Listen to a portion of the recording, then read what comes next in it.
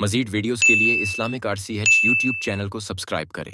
میں حج کے جو اقسام ہیں، حج کی اقسام اور اس کے مناسک پر عرض کرنے سے پہلے ایک دو تین باتیں عرض کر کے اپنی دائرہ حج کے ایام پہ متعلق کچھ عرض کروں گا۔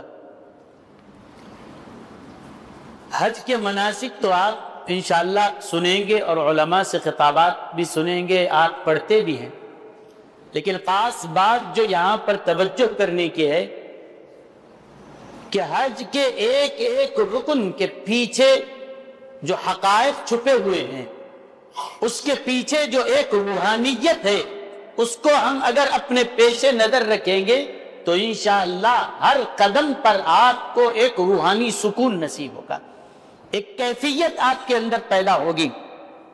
یہ کیسے معلوم ہوگا؟ یہ تو حج کے فرائض کیا ہیں، واجبات کیا ہیں، یہ تو آپ سنتے ہیں اور کتابوں میں پڑھ لیں گے، لیکن اس کے ساتھ ساتھ میں یہ عرض کروں گا کہ ہمارے بزرگوں نے حج کیسے کیا تھا، ہمارے بزرگوں نے طواف کیسے کیا، وقوف کیسے کیا، بارگاہ رسول علیہ السلام نے حاضری کیسے دی۔ جب آپ اس کو پڑھیں گے تو یقیناً ہمارے اندر ایک زبردست روحانی کیفیت بھی پیدا ہوگی، ایک دل کو سکون بھی میسر آئے گا۔ اب حج کے لیے جو اس کا رکن اعظم ہے وہ ہے وقوف عرفہ۔ جب میدان عرفات پہ ہم سب جمع ہوتے ہیں تو گویا یہ ایک میدان میں، کھلے میدان میں جمع ہونا، اور امیر غریب چھوٹا بڑا سب ایک ہی میدان میں ایک ہی لباس میں احرام میں سب جمع ہیں، اور سب کی زبان پہ لبیک اللہم لبیک ہے۔ کیا ایک فرض ہے جو ہمیں ایک میدان میں جمع کر دیا اور پھر اپنے اپنے گھروں کو ہم واپس آ جائیں؟ نہیں، اس کے پیچھے بھی ہم کو ایک سبق دیا جا رہا ہے۔ وہ کیا ہے کہ جس طرح آج میدان عرفات میں ہم جمع ہیں، ایک دن آئے گا اللہ میدان محشر میں تمہیں ایسے ہی جمع کرے گا۔ یہ میدان میں جمع ہونا ہم کو میدان قیامت کی، میدان حشر کی یاد دلاتا ہے کہ اس میدان میں جمع ہونے والوں، آج آنے والا میدان وہ عرفات کا نہیں، وہ حشر کا میدان ہوگا۔ ہاں، وہ کس جگہ جمع کیا جائے گا، زمین کون سی ہے، یہ تفصیل الگ ہے، لیکن اس دن کے لیے تم نے کیا تیاری کر کے رکھی ہے۔ یہ جو خاص لباس احرام کا مختص کیا گیا کہ کوئی سلا ہوا لباس نہ پہنے، دو چادریں ہیں، ایک اوپر سے اوڑھ لی اور ایک تہبند کی طرح باندھ لیا، یہ کیا ہے؟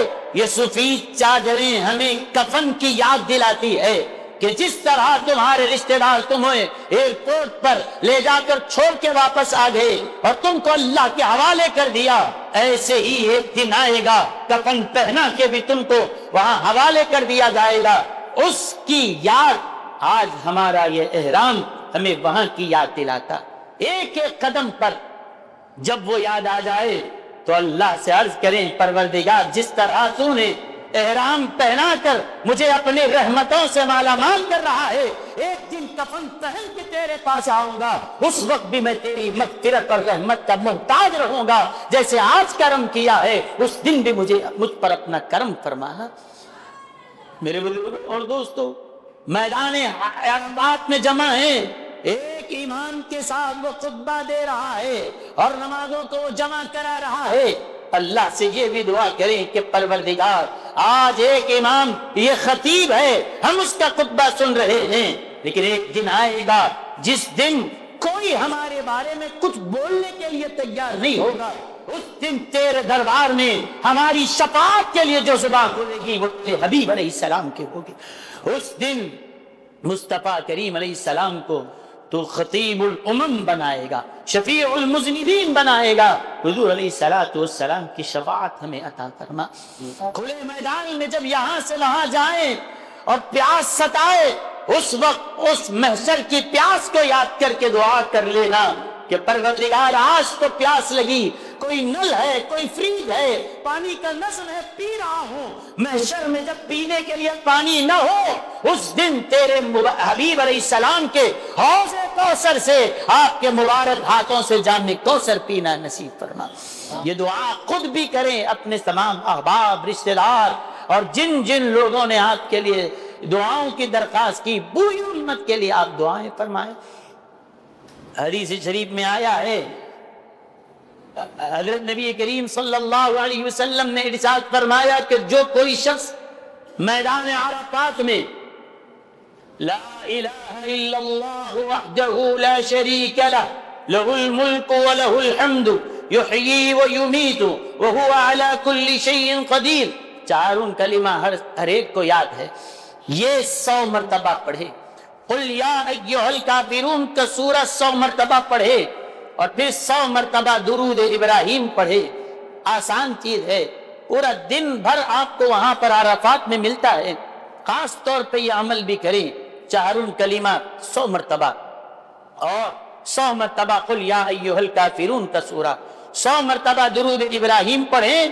اللہ کے رسول علیہ السلام نے فرمایا جب کوئی یہ پڑھتا ہے عرفات میں، اللہ اپنے فرشتوں کو جمع کر کے فرماتا ہے فرشتوں دیکھو میرا بندہ کیسے یہاں پر آیا، یہ یہاں کا نہیں ہے، کوئی اس گاؤں کا ہے، کوئی قریے کا ہے، کوئی شہر کا ہے، دنیا کے کونے کونے سے یہاں آئے ہیں، کیوں آئے ہیں؟ بس ان کی تمنا یہی ہے کہ ہم سے ہمارا پروردگار راضی ہو جائے، اپنے مغفرت کے طلبگار بن کے آئے۔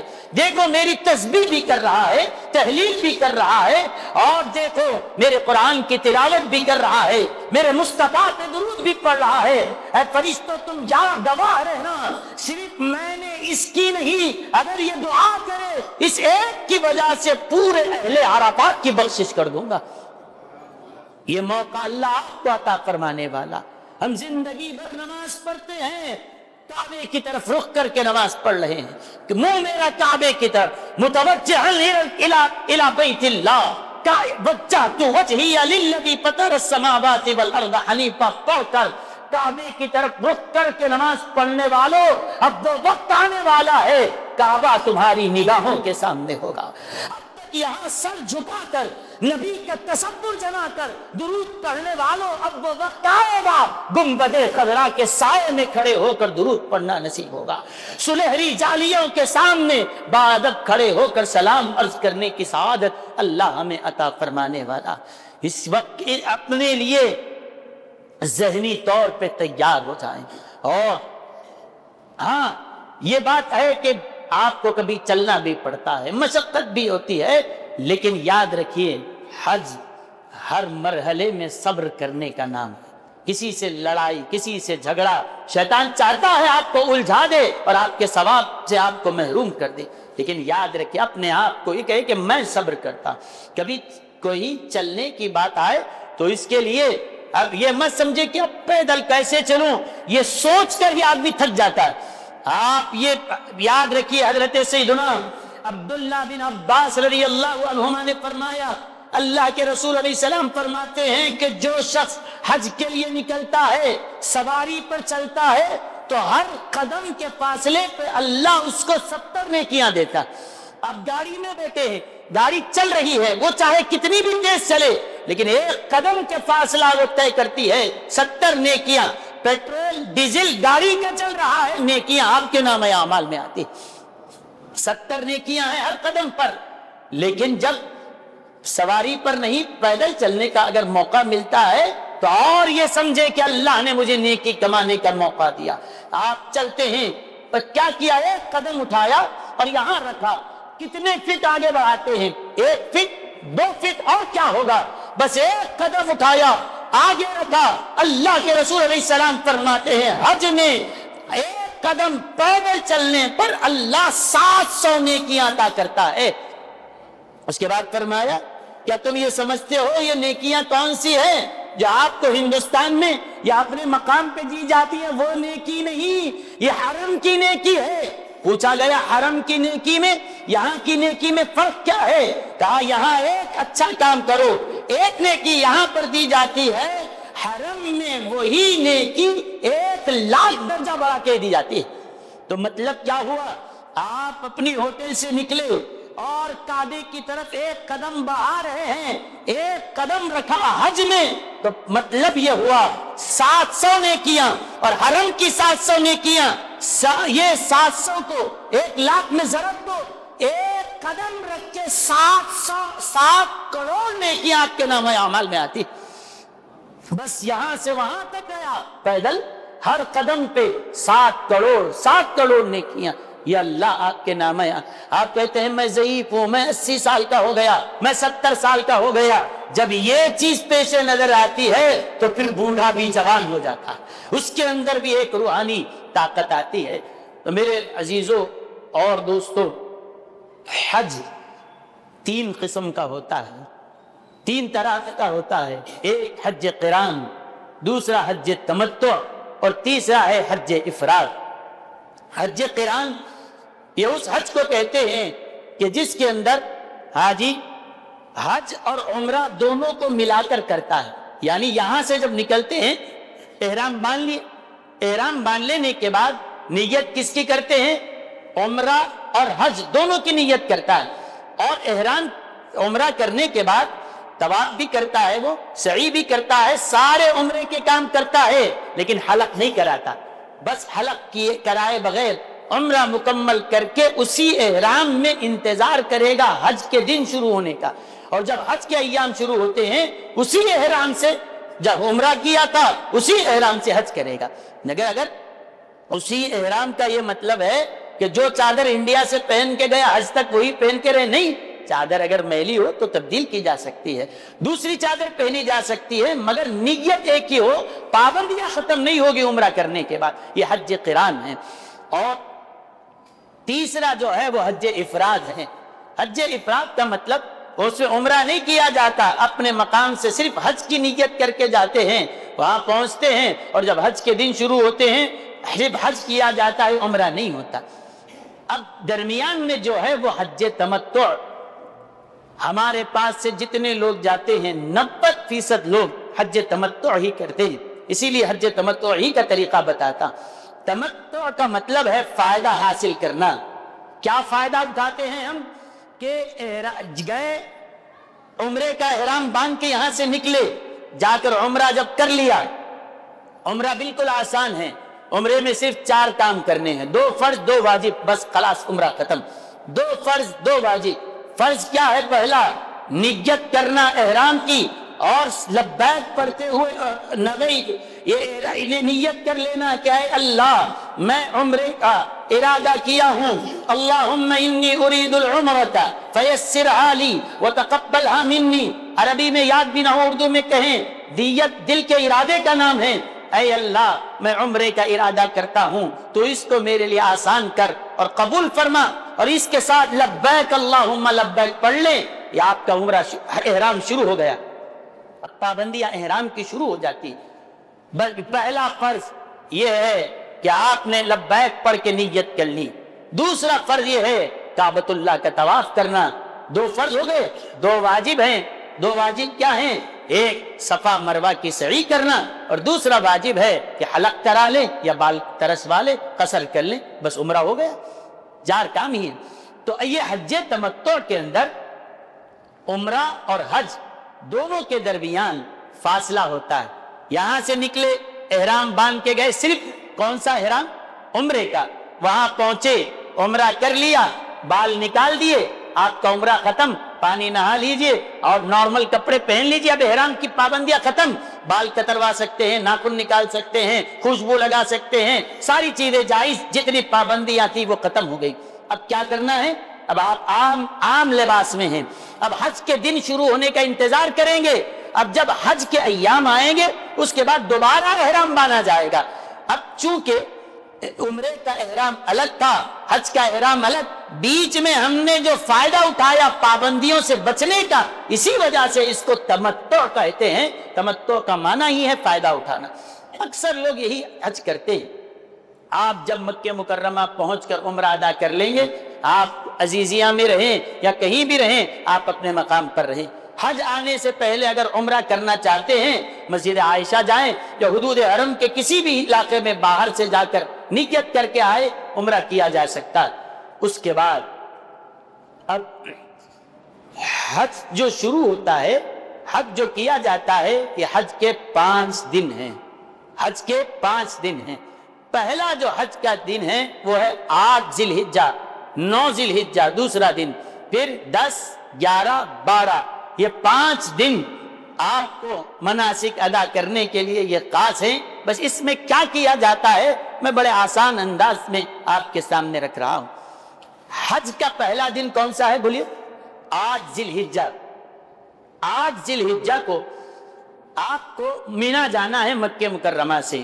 لیکن مینا میں جانے کے بعد کرنا کیا ہے؟ کوئی کام آج آپ کو ایکسٹرا کرنا نہیں ہے. مینا میں رہ کر صرف 5 وقت کی نمازیں پڑھنا ہے. 8 تاریخ کو کوئی کام نہیں. لیکن مینا میں جانے کے بعد 8 تاریخ کی ظہر، عصر، مغرب، عشاء اور 9 تاریخ کی فجر یہ مینا میں پڑھنا. کوئی اور کام نہیں. بس لبیک پڑھتے رہیں، قرآن کی تلاوت کریں، درود شریف پڑھیں، ذکر و اذکار میں اپنے آپ کو لگائے رکھیں. کوئی اضافی کام نہیں ہے. آج کے دن پہلے دن کیا کرنا ہے؟ صرف مینا میں آپ کو خیمے میں رہنا ہے اور 5 نمازیں وہاں پر ادا کرنا ہے. لیکن ہم کو جانا ہے مینا میں آج کی صبح. لیکن آج کل جو انتظامیہ ہے وہ آپ کو صبح نہیں لے جاتا، 7 کے دن رات ہی کو لے کے چلے جاتے. وہ انتظامی امور ہیں. اگر آپ کہیں کہ آپ جائیے میں اکیلا جاؤں گا، پھر آپ اپنے مقام پہ پہنچ نہیں سکتے. اب انتظامی وجہ سے یہ مجبوری ہے. اسی لیے آپ رات میں 7 کی رات کو ہی جب نکالا جاتا ہے تو آپ جو بھی وقت آپ کو بتایا جائے اس سے پہلے حج تمتع کرنے والا غسل کر لے، ناخن ترش والے، جسم سے جو زائد بال ہے اس کو دور کر لے.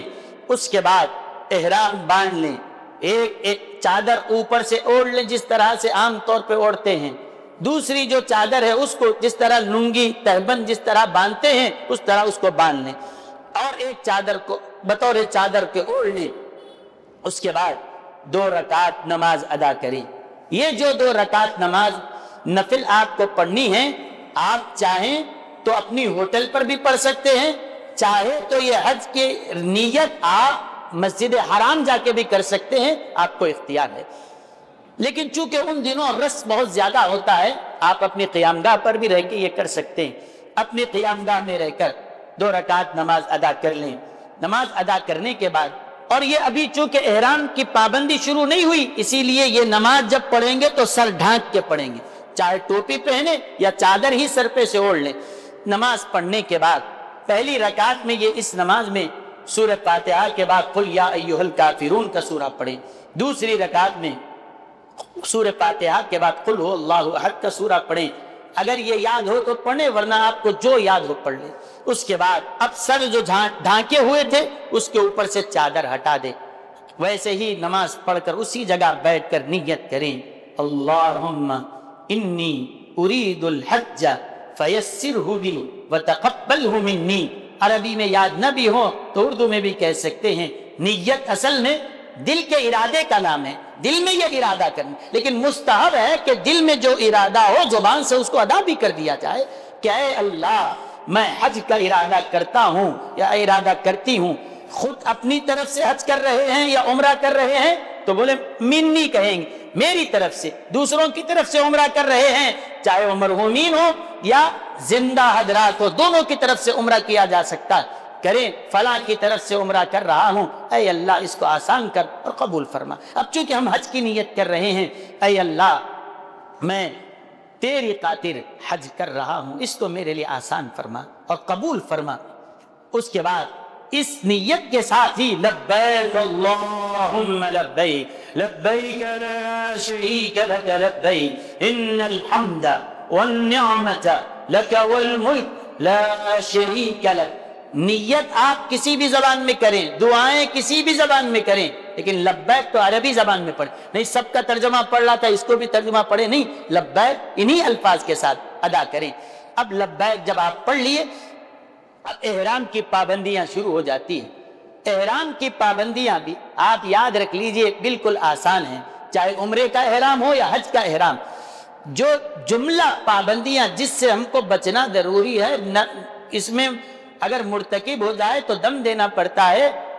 بعض صورتوں میں فدیہ ہے، بعض صورتوں میں دم ہے. بالکل آسان ہے. 6 چیزیں آپ یاد رکھ لیجئے، باقی ساری چیزیں اس کو آپ اگنور کیجئے، بس 6 چیزیں یاد رکھ لیجئے. 6 چیزوں کی پابندی کرنا ہے احرام میں، اور 6 میں 4 وہ چیزیں ہیں جس کے لیے مرد کو بھی بچنا ہے، عورت کو بھی بچنا ہے۔ نمبر 1، میاں بیوی کا جو خاص تعلق ہے، ازدواجی تعلق اب احرام کی حالت میں نہیں ہوگا، اور نہ اس کے تعلق سے کوئی گفتگو کی جائے گی، اور نہ ہی اور ہم بستری اور ازدواجی تعلق کی طرف کے دوائی جو اس کی طرف لے جانے والی یہ ساری چیزیں، یہ گفتگو بھی نہیں ہوگی۔ نمبر 1، ازدواجی تعلق سے رکے رہیں گے۔ یہ کس کے لیے؟ عورت کے لیے بھی منع ہے، مرد کے لیے بھی منع۔ نمبر 2، شکار خشکی کا یعنی زمینی شکار منع ہے، احرام کی حالت میں نہیں کیا جا سکتا۔ اب تو عملی طور پر کوئی کرتا بھی نہیں، شکار سے بچنا ہے۔ پابندیاں کون سی؟ نمبر 1، ازدواجی تعلق سے بچنا۔ نمبر 2، شکار سے بچنا۔ نمبر 3، ناخن اور بال نہ ترشوائے جائیں، اور نمبر 4، خوشبو نہ لگائی جائے۔ یہ چاروں چیزیں کس کے لیے منع ہے؟ جی، مرد کے لیے بھی منع ہے، عورت کے لیے بھی منع ہے۔ کیا؟ ازدواجی تعلق، شکار کرنا، بال اور ناخن ترشوانا، اور نمبر 4، خوشبو لگانا۔ یہ 4 پابندیاں مردوں پر بھی ہے، عورتوں پر بھی۔ البتہ اور 2 اور ایکسٹرا ہے، وہ عورتوں پر نہیں، صرف مردوں پر۔ تو اس لحاظ سے مرد آدمی کے لیے 6 پابندیاں ہیں اور عورت کے لیے 4۔ مرد تو ایکسٹرا کیا ہے؟ 4 اور 2۔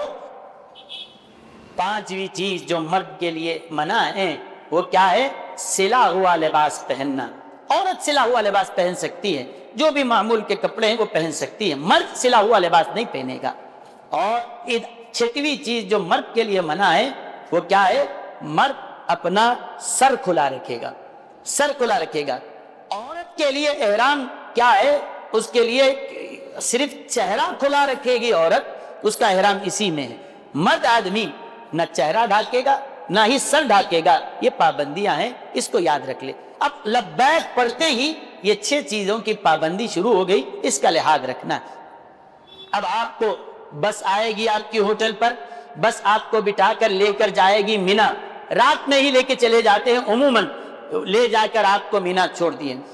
فجر کی نماز کا وقت جہاں کہیں ہو ادا کر لیں۔ اس کے بعد حج کا یہ پہلا دن ہے، اس دن کیا کرنا ہے؟ ظہر، عصر، مغرب اور عشاء، یہ 4 اور 9 تاریخ کی فجر، یہ 5 نمازیں مینا میں ادا کرنا ہے۔ آج کا کام بالکل ختم، کوئی اور ایکسٹرا کام نہیں۔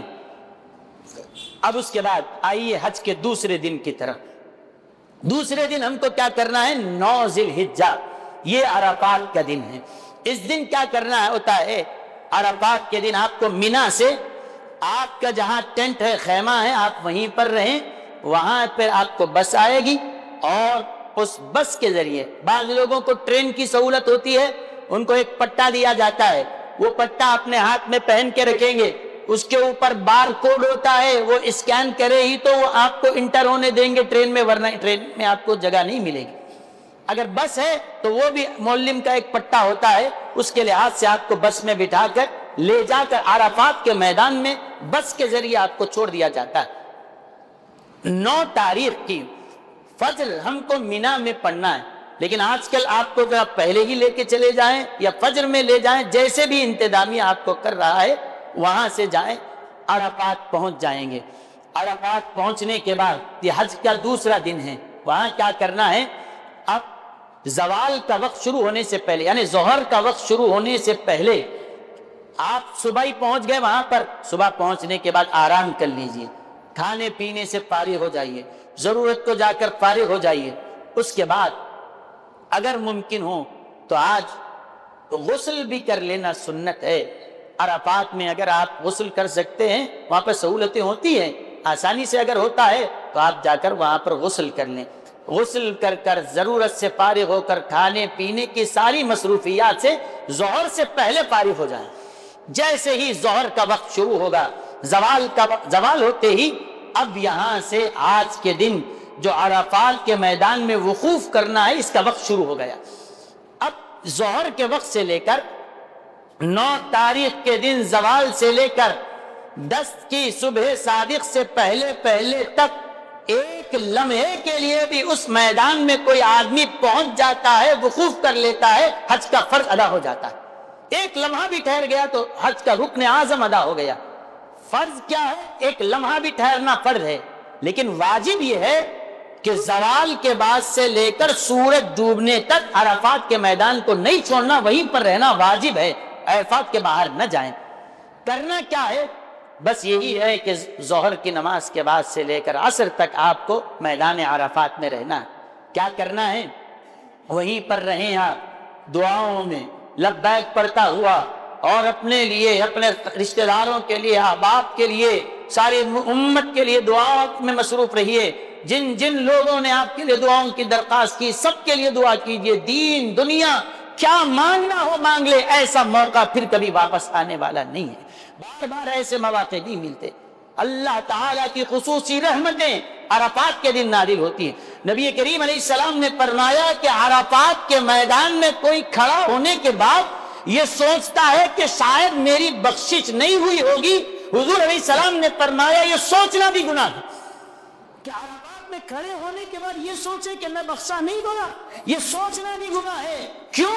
اگر اللہ تم کو بخشنا نہ ہوتا تو یہاں بلاتا بھی نہ تھا. یہاں بلایا اس لیے ہے تاکہ مغفرت عطا کرے، بلایا اس لیے ہے تاکہ تمہیں سرفراز فرمائے. تو یہ سوچنا بھی نہیں کہ میں بڑا گناہگار ہوں. ہاں گناہگار ہے، زمین بھر کے بھی گناہ لایا ہے، اللہ کی رحمت اس سے زیادہ وسیع ہے. اللہ کی رحمت اس سے زیادہ وسیع ہے. ہم کہیں گے میں گناہگار، میں بدکار فلاں ہوں. سنو، ہم جیسے بھی ہوں، لیکن اس پورے میدان میں کوئی تو اللہ کا ولی ہوگا، کوئی تو اللہ کا چہیتا ہوگا. اس ایک کے صدقے میں اللہ سب کی مغفرت فرما دیتا ہے. اور یہ یاد رکھے، یہ وہی میدان ہے جہاں پر میرے نبی نے سانسیں لی تھی. یہ وہی مقام ہے جہاں حضرت ابراہیم خلیل اللہ تشریف لائے، انبیاء آئے، اولیاء آئے، صلحاء آئے. اللہ آج ہم کو اس متبرک مقام پہ جمع کیا ہے. یقین ہے کہ وہاں سے جانے والا محروم نہیں آتا، ایسے آتا ہے پاک جیسے ابھی ماں کے پیٹ سے پیدا ہوا ہے. پیدا ہونے والے بچے پہ جیسے کوئی گناہ نہیں ہوتا، حج سے آنے والا ایسا ہے. پھر کیا ہے؟ بخشا بخشایا ہوا بھی آتا ہے، اور حاجی کے لیے ہے اپنے خاندان کے 400 لوگوں کی شفاعت کرے گا. یہ اللہ اعزاز عطا فرماتا ہے. یاد رکھیے، اب عرفات کے میدان میں اپنے آپ کو بس دعاؤں میں گڑ گڑاتے ہوئے تضرع کے ساتھ اپنے آپ کو خدا کی بارگاہ میں پیش کریں. اب آج کے دن کرنا کیا ہے؟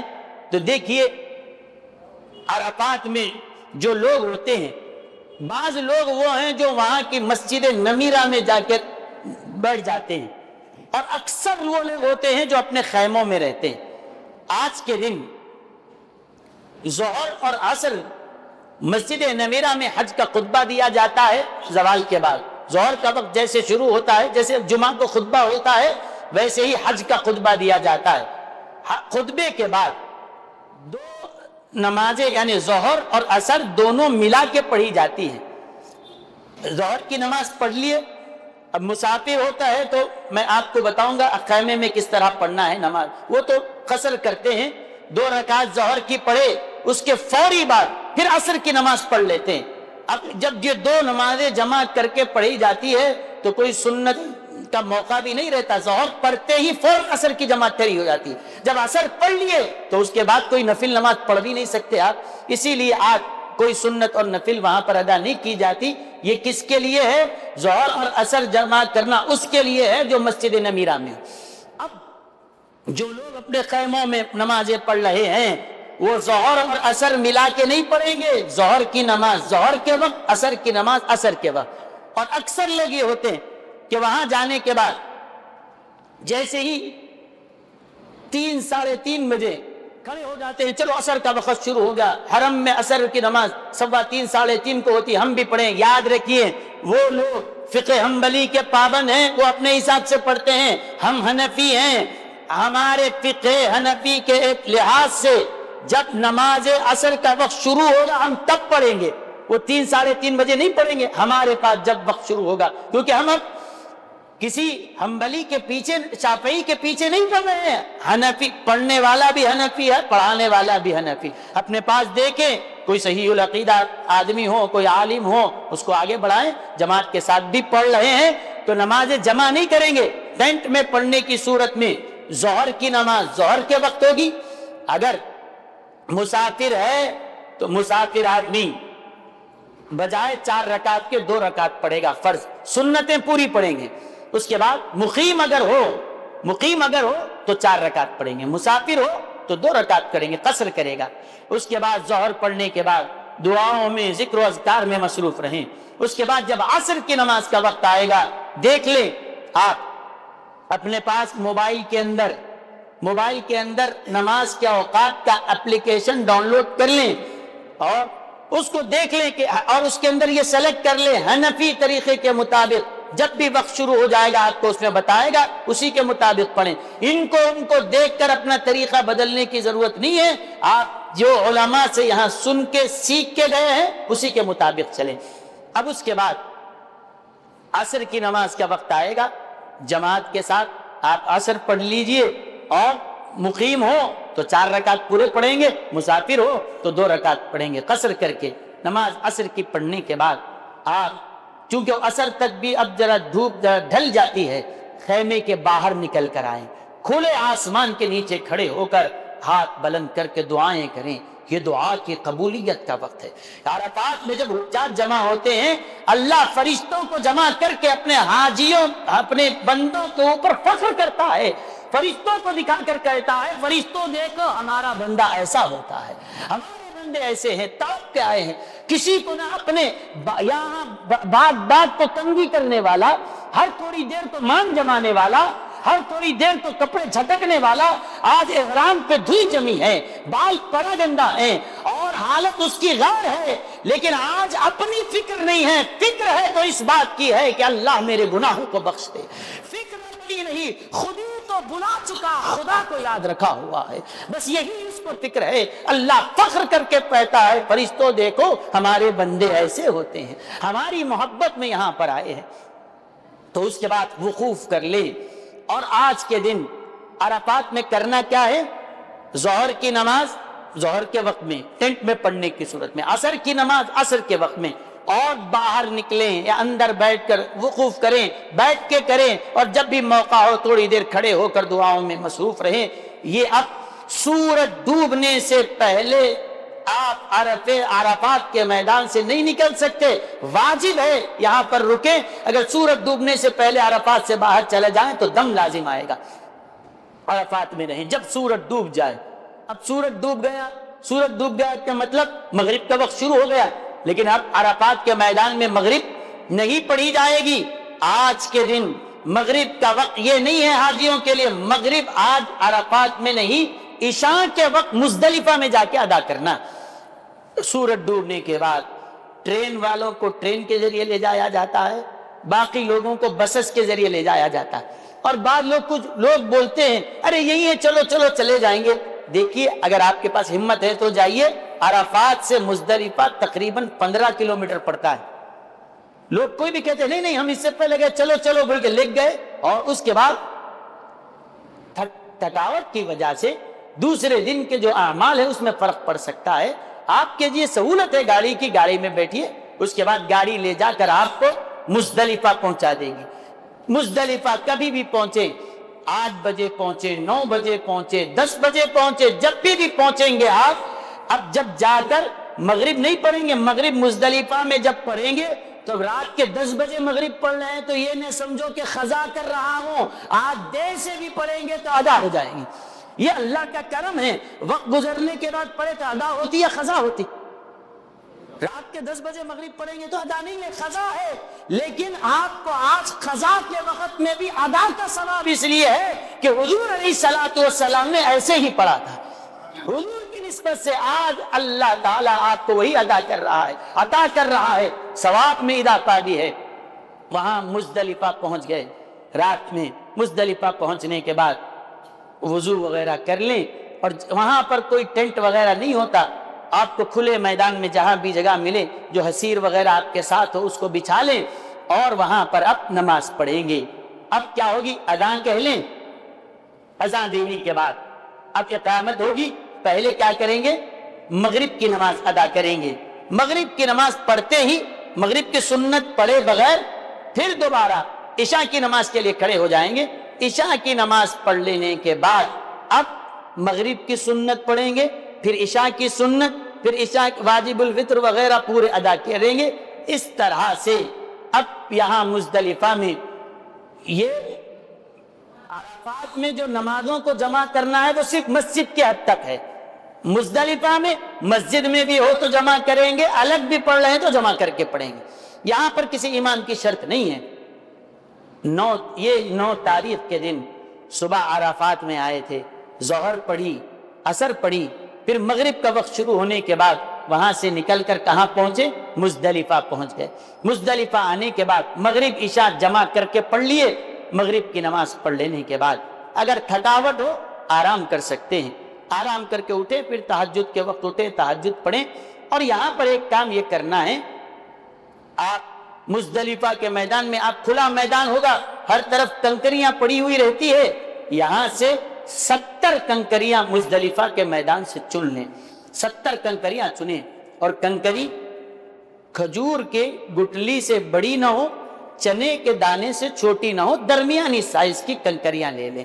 اور کنکری لینے کے بعد چونکہ کھلے میدان میں پڑی ہے، معلوم نہیں کہ پاک ہے یا ناپاک ہے، وہ پاک ہی ہوتی ہے، لیکن احتیاطاً اس کو ایک پانی کے بوتل میں ہوتا ہے نا، اس میں ڈال کر، پانی ڈال کر اچھی طریقے سے اس کو دھو لے، اس کے بعد پانی پھینک کر اس کو اپنی تھیلی میں یا اسی بوتل میں محفوظ کر لیں۔ 70 کنکریاں آپ یہاں سے چن لیں۔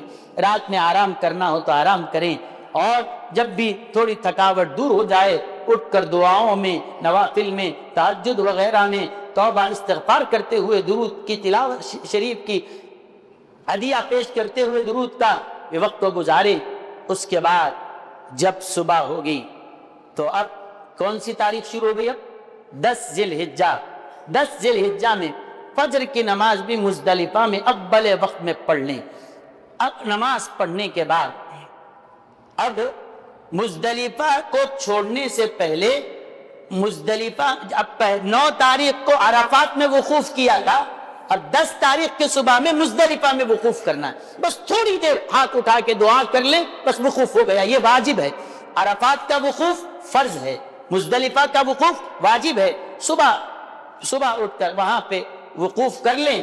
اس کے بعد اب مزدلفہ سے نکل کر، اب 10 تاریخ شروع ہو گئی، 10 تاریخ کے دن مزدلفہ سے اب ایک بات یہاں پہ آپ دیکھ لیجئے، آپ مکہ مکرمہ سے مینا آئے تھے، آپ کو بس میں لے جایا گیا، سواری تھی، مینا سے عرفات گئے، سواری تھی، عرفات سے مزدلفہ تک بھی آپ کو بس کی سہولت ہوتی ہے، لیکن اب کوئی بس آپ کی کوئی سہولت نہیں رہتی۔ اب یہاں سے آپ کو پیدل چلنا ہے، صرف ٹرین کی جس کو اجازت ہے وہ وہاں سے جمرات تک ٹرین چلائی جاتی ہے، اس میں سب کو بیٹھنے نہیں دیا جاتا، بس والوں کے لیے ٹرانسپورٹ کی سہولت بس یہیں پر ہے، یہاں سے پیدل چلنا ہے، زیادہ لمبا راستہ نہیں ہے۔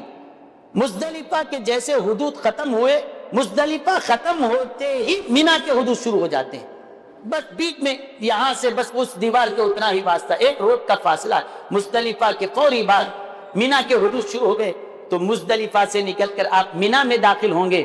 اور آج کے دن 3 کام کرنا ہے 10 تاریخ کو۔ کیا کریں گے؟ صبح اٹھ کے گئے، سیدھا مینا سے جائیں گے سیدھا جمرات کی طرف، جمرات پہنچیں گے، اور وہاں پر آپ دیکھیں گے جمرات پہ چڑھیں گے تو 3 شیطان آپ کو نظر آئیں گے، ایک پہلا، دوسرا، تیسرا۔ آج کے دن 3 شیطانوں کو کنکری نہیں مارنا ہے، ایک کو مارنا، فرسٹ آتا اس کو چھوڑ دو، سیکنڈ کو بھی چھوڑ دو، تھرڈ والا جو آخری ہے اس کی رمی کی جائے گی، اس کو 7 کنکریاں ماریں گے، اس طرح سے کہ کنکری لے کر بسم اللہ واللہ اکبر رضا للرحمن ورغما للشیطان، اس کا مطلب یہ ہے، یا پوری دعا یاد نہ ہو تو بسم اللہ واللہ اکبر کہہ کے کنکری مارے، اللہ کو راضی کرنے کے لیے اور شیطان کو رسوا کرنے کے لیے میں یہ عمل کر رہا ہوں، کنکر ماریں۔